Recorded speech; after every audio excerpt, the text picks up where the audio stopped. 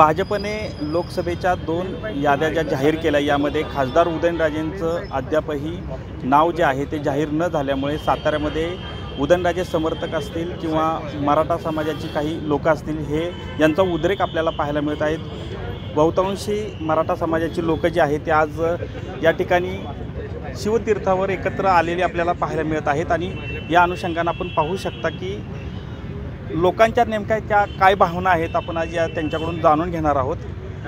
काय नेमक्या भावना आहेत आज तुम्ही सर्वजण एकवटलेले पाहायला मिळतात? आज या ठिकाणी छावा संघटना, महासंघ, संभाजी ब्रिगेड वगैरे मराठा संघटनेचे आम्ही जिल्हाध्यक्ष या ठिकाणी राजघराणी जे आहे त्या निष्ठेपायी इथं आलो आहे आणि जो तिकीट वाटप जे भाजपने केलेलं आहे 2 याद्या त्यांच्या जाहीर झाल्या त्यात छत्रपतींचं नाव नसल्यामुळे या ठिकाणी पूर्ण नाराजी व्यक्त करण्यासाठी आम्ही आलो आहोत।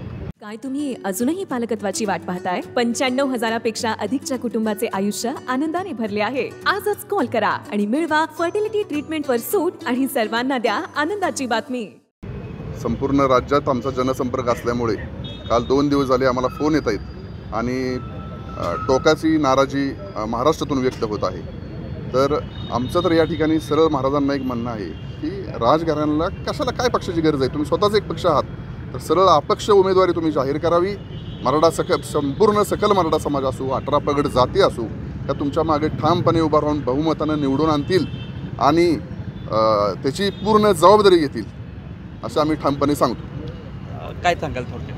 पुण्यश्लोक छत्रपती श्री शिवाजी महाराजांचे थेट 13वे वंशज श्रीमंत छत्रपती खासदार उदयनराजे भोसले यांच्या उमेदवारीविषयी सर्व तरुणाईमध्ये आत्ता उत्सुकता लागून राहिलेली की महाराजांना कुठून उमेदवारी भेटते। खरं तर छत्रपतींना कोणत्याही पक्षाची गरज नाही आहे। छत्रपती हे विभक्त स्वतःच एक पक्ष आहेत आमच्यासाठी आणि तरुणाईमध्ये महाराजांची क्रेज किती आहे हे संपूर्ण महाराष्ट्राला माहिती आहे। तर जर महाराजांना उमेदवारीपासून जर विलंब ठेवत असतील तर याचे परिणाम इलेक्शनला त्यांना साताऱ्यातून दिसतील।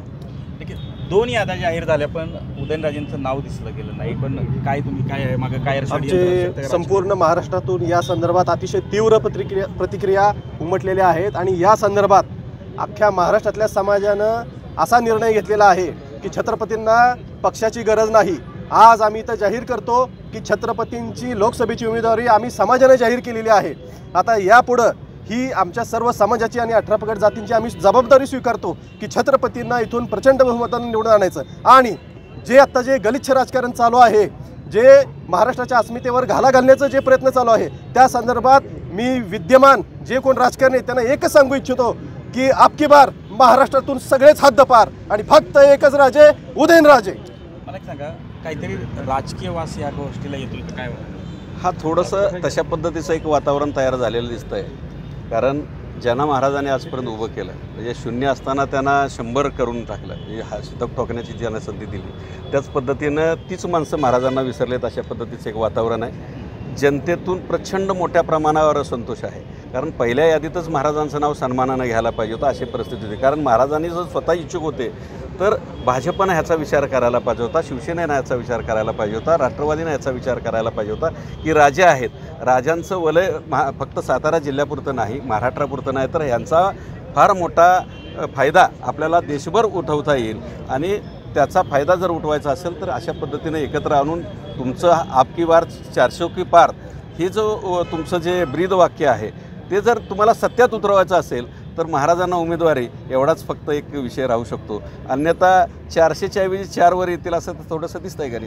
नक्कीच काय महिला म्हणून तुम्ही काय सांगाल? महिला म्हणून मला एकच म्हणायचं आहे, शिवाजी महाराजांचे 13वे वंशज त्यांना पक्षाने तिकीट द्यावं आणि त्यांनी तिकीट नाही दिलं म्हणून आपण एवढं हे करणं म्हणजे योग्यच नाही। पक्षाने पक्ष आम्ही मानत नाही आहे। महिलांचं ज्या वेळेला म्हणजे प्रत्येकीला गरज असते किंवा एक राजा म्हणून अडचणीच्या वेळेस फक्त राजा छत्रपती उदयन महाराज असतात आणि पक्षानं आम्ही समाजानं सगळ्या समाजातल्या महिलांनी समाजातल्या प्रत्येक व्यक्तीनं ठरवलंय राजे हेच खासदार आहेत आणि ते होणार।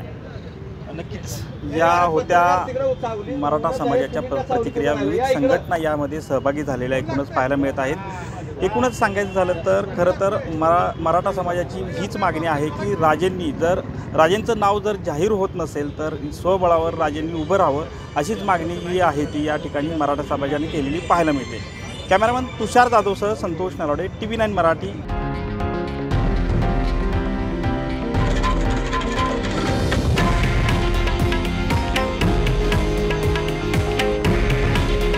हे आहे देशातील नंबर 1 न्यूज नेटवर्क आणि आपण पाहत आहात TV9 मराठी. काळजी तुमची, हित महाराष्ट्राचं.